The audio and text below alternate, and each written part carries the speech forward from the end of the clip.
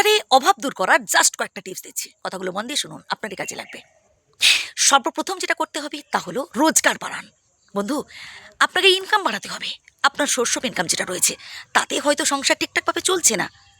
আপনাকে চেষ্টা করতে হবে কঠিন পরিশ্রম করে সৎ উপায়ে যাতে 2 পয়সা বেশি রোজগার করা যায়। এই চিন্তা করুন, তাহলে দেখবেন অভাব অনটন অল্প হলেও কমবে। এর পরের পয়েন্টটা তো আরও গুরুত্বপূর্ণ, সেটা হলো বন্ধু, মানসিক শান্তির অভাব হচ্ছে সবথেকে বড় অভাব। সে আপনি লক্ষ লক্ষ কোটি কোটি টাকা রোজগার করেও আপনি আপনার সংসার থেকে অভাব অনটন দূর করতে পারবেন না যতক্ষণ আপনি মন থেকে সন্তুষ্ট হচ্ছেন। তাই সবসময় অল্পে সন্তুষ্ট হওয়ার চেষ্টা করুন। বিধাতা আপনাকে যতটুকুন দিয়েছেন সেটাই আপনার কাছে অনেক। আমাদের তো যাই হোক দুটো হাত রয়েছে, দুটো পা রয়েছে, আমরা তো যাই হোক গায়ে গতরে হলেও খেটে 2 পয়সা রোজগার করতে পারছি, দুবেলা দুমুঠো খেতে পাচ্ছি, আলু সেদ্ধ ভাত হলেও তো খেয়ে পড়ে আছি, বেঁচে আছি। এমন অনেক মানুষ রয়েছে যাদের একবেলা আহার জোটে, একবেলা জোটে না, যাদের একটা হাত নেই, যাদের একটা পা নেই, তাদের কথা মানুষ, কত মানুষ, লক্ষ লক্ষ মানুষ খুব অসহায়, খুব কষ্টে আছে, আমাদের থেকেও বেশি কষ্টে আছে। তাদের কথা ভাবুন, দেখবেন তাদের থেকেও আপনি অনেক সুখে আছেন, দুবেলা দুমুঠো তো খেতে পাচ্ছেন। এর জন্য বিধাতার কাছে কৃতজ্ঞ থাকুন।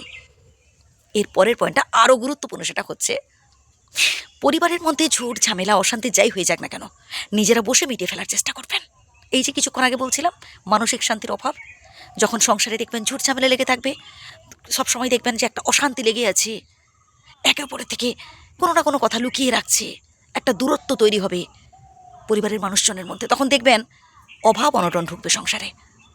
তাই চেষ্টা করবেন সবসময় পরিবারটাকে স্ট্রং করে রাখার। কেউ কারোর থেকে কোনো কথা লুকিয়ে রাখবে না, না কোনো আনন্দের কথা, না কোনো দুঃখের কথা, আলোচনা করে নেবেন। একের সমস্যা অপরের কাছে যখন বলবেন দেখবেন একটা না একটা সমাধানের সূত্র আপনি ঠিক খুঁজে পাবেন।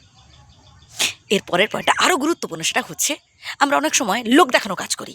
যেমন লোকে ভালো বলবে, আত্মীয় স্বজন ভালো বলবে, বন্ধুবান্ধব ভালো বলবে, তারা বলবে বাহ এত সুন্দর একটা জিনিস কিনেছিস, এত সুন্দর একটা জিনিস তো বাড়িতে এনেছিস, বাহ খুব ভালো তো।